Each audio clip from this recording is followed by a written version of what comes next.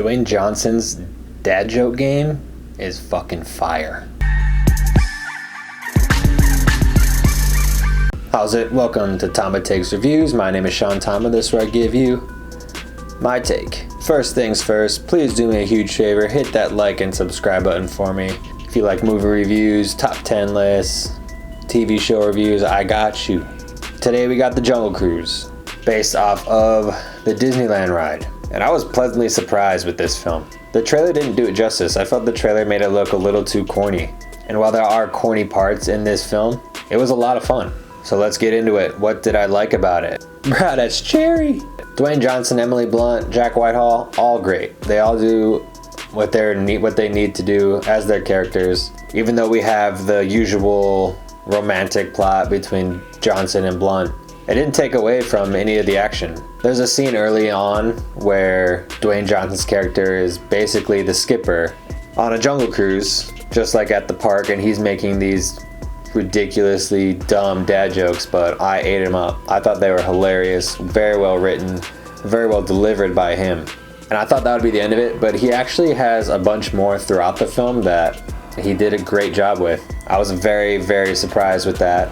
It was honestly my favorite part of the whole movie. These dumb dad jokes that they threw in randomly got me every time. Emily Blunt, she reminded me a lot of Evie, Rachel Weisz's character from the Mummy trilogy, especially in the first Mummy. Very similar characters. They can handle themselves. They're both kind of know what they want. They know what they want to get to. Where in the Mummy, she wanted to get to Hamunaptra. In this movie, she wants to find this tree of life. And she played it well. Emily Blunt, I love Emily Blunt as an actress. And then we have Jack Whitehall, I believe is her brother. I'm not exactly sure, I don't remember. Correct me if I'm wrong in the comments. He's kind of there as the comedic relief, but he doesn't take over the comedic moments. He has his moments, and he was a good kind of third wheel to Blunt and Johnson. Paul Giamatti's in this for maybe 5 minutes of screen time, and I thought he was hilarious. It could tell he was having fun with the character, and that's always good when the actors are kind of having fun. And then we have Jesse Plemons as the antagonist, I would say. He's eating it up as this German who wants to attack. Not really attack, but he wants to get to the Tree of Life as well. And he goes all out. He doesn't hold back.